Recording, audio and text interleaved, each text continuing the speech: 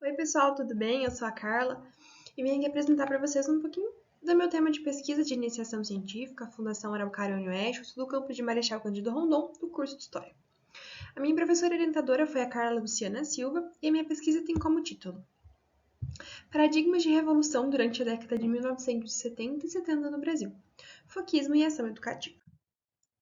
Bom, antes de começar a apresentar minha pesquisa, tem algumas coisas que é importante a gente destacar. A primeira delas é sobre a ditadura militar brasileira, que se dá em 1964, e é um período marcado no Brasil por extrema repressão e tortura, conturbado não somente no âmbito político, mas também social. Tendo em vista isso, a gente pode começar a nossa introdução. A presente pesquisa tem como perspectiva a análise de documentos produzidos pelos militares e grupos políticos durante a ditadura militar brasileira, que se dá então em 64, como eu já tinha dito anteriormente. Este tema de pesquisa foi escolhido com o objetivo de compreender como os principais grupos de luta armada agiram diante daquele contexto em que o Brasil se encontrava, conturbado não somente no âmbito político, mas também social. Diante disso, a presente pesquisa teve como meta auxiliar a comunidade acadêmica a compreender a relevância que alguns teóricos e revolucionários exercem sobre os grupos que surgiram durante aquele contexto, além de discutir o papel destes grupos, suas ações dentro do Brasil, objetivos e lutas. Então, durante toda essa pesquisa, eu tive enfoque em especial em 3 grupos. Eu vou dar uma breve descrição sobre eles, por que surgiram, o ano em que surgiram, mas eu vou apresentar eles agora no começo de tudo. Então, os nossos objetivos eram examinar a concepção de revolução dos materiais produzidos pelas organizações de luta armada brasileiras, como MR8, PCdoB e Ação Popular, mas não somente nos materiais produzidos por essa luta armada, mas também alguns documentos produzidos pelos militares. Investigar a concepção de revolução nestes grupos e suas correntes ideológicas, que moldavam as estratégias de luta e mobilização de massas. Então, agora, uma breve descrição sobre o que é cada grupo. O Movimento Revolucionário 8 de Outubro, MR8, foi uma organização política com ideais marxistas, que esteve ativa na luta armada durante a ditadura militar brasileira. Já o Partido Comunista do Brasil, PCdoB, surge em 58, seguindo as linhas teóricas de Stalin, que priorizavam a guerrilha urbana, assim como o MR8. Já o AP, conhecido como Ação Popular, foi uma organização criada a partir de um congresso, referente à atuação de militantes estudantis em Belo Horizonte, buscando como inspiração o socialismo humanista.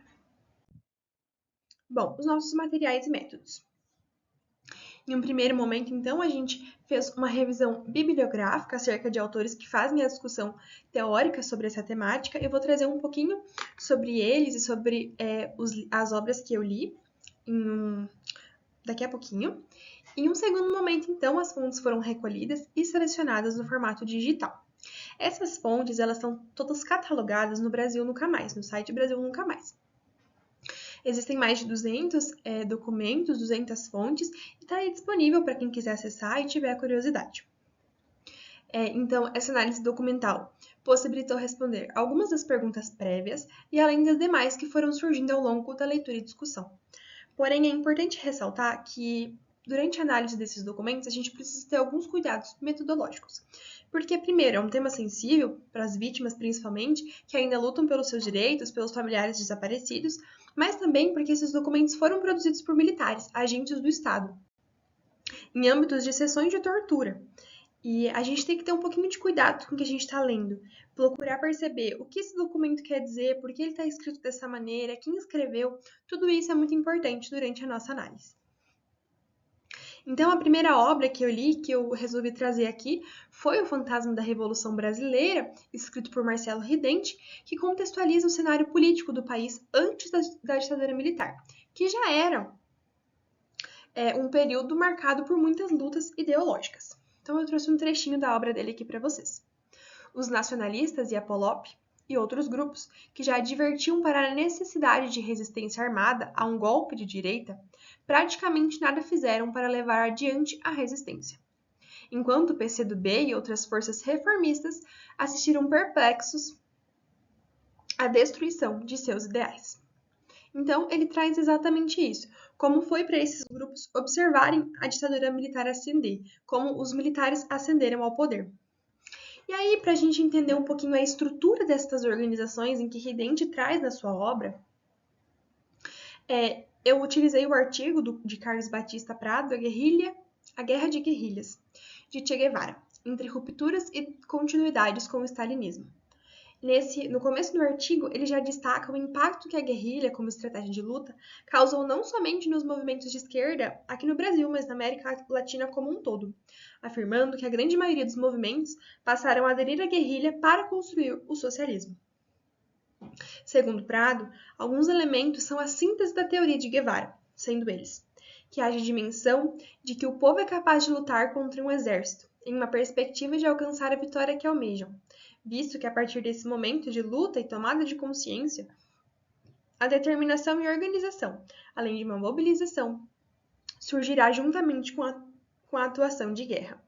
Então, retrata exatamente isso, o que os movimentos de esquerda fizeram na América Latina, os seus objetivos e como os ideais do Che Guevara auxiliaram durante todo esse processo. Bom, quando a gente começa a falar dos documentos, eu trouxe breves trechos e breves exemplos para vocês terem um pouquinho de dimensão do que foi possível, dos resultados obtidos e do que foi possível perceber. Primeiro, uma declaração produzida pela Secretaria de Estado e Segurança Pública, após a apreensão de um panfleto produzido pelo PCdoB, referente à situação dos trabalhadores e suas insatisfações, e o protesto que irá ocorrer com suas reivindicações dentro das fábricas, no primeiro dia de maio, Dia do Trabalhador. Eu trouxe aqui para vocês um panfleto, então, que foi retirado desse acervo digitalizado, ele não é produzido, então, não é exatamente esse panfleto que os militantes estavam distribuindo, mas ele foi recolhido. E aqui eles detalham de modo bem breve o que estava escrito naquele panfleto. Então, ele fala sobre o público-alvo, que é a classe operária. Ele traz aqui pra gente o grupo que estava à frente desse movimento, que aconteceria no dia 1º de maio, Dia do Trabalho. E ele fala da proposição de criação de uma frente de oposição ao regime vigente. Unidade para a luta, insuflando trabalhadores e o povo contra o governo. Então, eles fazem questão de destacar que esse panfleto tinha como objetivo isso, então colocar o povo contra o governo. O panfleto, infelizmente, não foi possível localizar, mas é possível perceber que na maioria das justificativas, vamos colocar entre aspas aqui, pelo fato dos militares justificarem recolherem os documentos, é pelo fato de que eles diziam que esses documentos eram subversivos. Agora, um outro exemplo trazido sobre um documento da Ação Popular, é possível localizar um termo de declaração prestado por Rosalvo Vital Gonzaga Santos com o pseudônimo de Moacir. Bom, então isso é um interrogatório que eles fazem com esse Moacir e eles detalham, tem páginas e mais páginas, sobre esse termo de declaração, então, que eles retiram informações desse Moacir.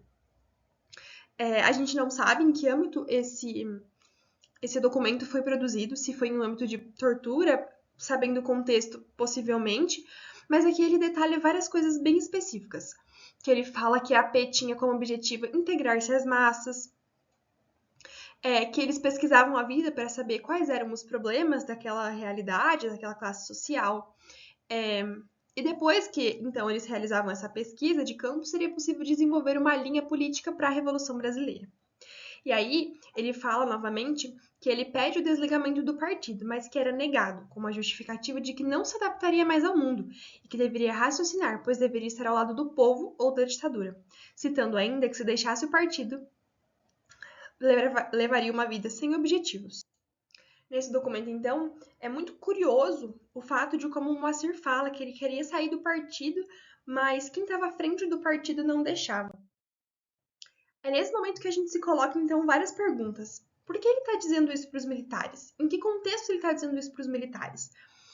Isso é uma forma de analisar, então, o documento. Ele tem mais ou menos 5 páginas, esse interrogatório, e é sobre isso. Ele detalha várias coisas do partido.